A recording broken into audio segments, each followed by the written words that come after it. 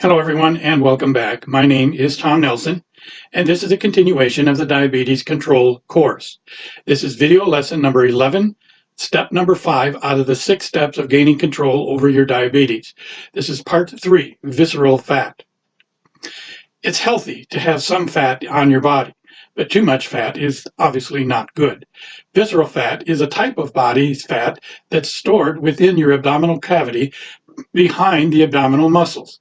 It's packed around the vital organs, the liver, the stomach, and the intestines. It can even be packed around your heart, but it can also build up in your arteries. Visceral fat is sometimes referred to as active fat. It can actively increase the risk of serious health issues.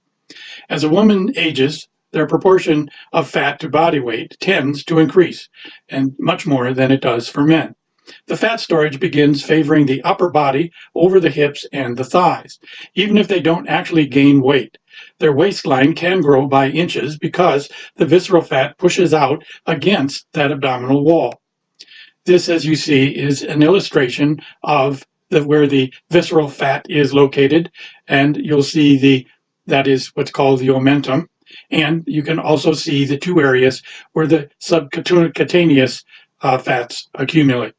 So visceral fat lies in the spaces between the abdominal organs and an apron of tissue called the omentum. The omentum is located right about here. The visceral fat is located behind that right about here. As you see, it totally surrounds the intestines in this view. And then in the front and the back, you see the subcutaneous fat, and that is located between the skin and the outer abdominal wall. So visceral fat promotes dyslipidemia, which increases the plasma cholesterol, the LDL, and it raises the triglyceride levels, and it lowers your HDL levels, all of which increases the risk of arteriosclerosis, which is the formation of plaque in your arteries. Visceral fat produces and releases fatty acids and pro-inflammatory chemicals. That means that it releases chemicals which cause inflammation. The fat surrounds the portal vein, which is a very important primary blood vessel that goes straight from the heart to the liver. It's the only place in the body where that happens. And these chemicals find their way through the wall of that portal vessel into the liver. So the tainted blood causes problems not only in the liver, but including causing insulin resistance and fatty liver, steatosis. So that combination leads to insulin resistance because it causes the liver to malfunction. It causes health problems as a result.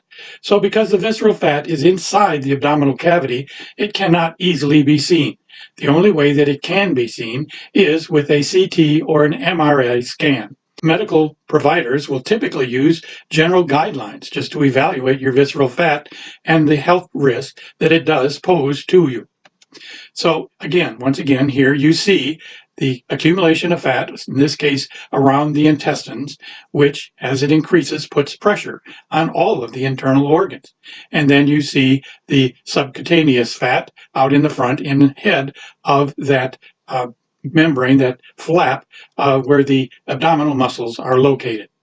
So about 10% of all your body fat is usually visceral fat. To determine if you are at risk, you can measure your waist around the navel.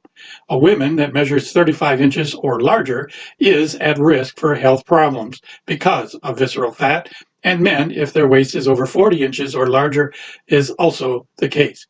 So visceral fat is evaluated on a scale that doctors have created. It goes from 1 to 59.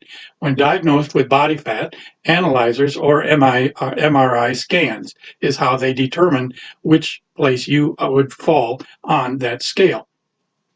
Healthy levels of visceral fat are usually under 13. If your rating is from 13 to 59, you should make immediate lifestyle changes to try to get that down. So now go to video lesson number 11, step number 5, part 4, complications of visceral fat. Thank you for watching, and please pay it forward. Thank you very much.